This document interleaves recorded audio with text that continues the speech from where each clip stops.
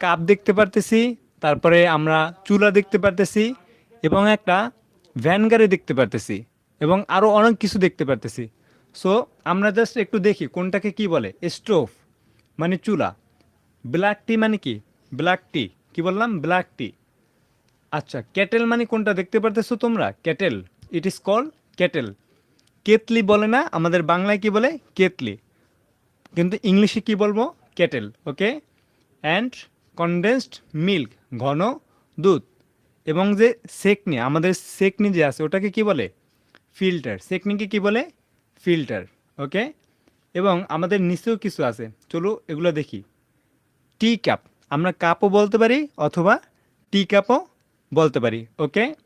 তারপরে যে এই যে আমরা বক্স বা যেগুলো বিস্কিট, স্ন্যাক্স, নাস্তাগুলো রাখা আছে, ওগুলোকে কি বলতে পারি? জার। কি বলবো? জার।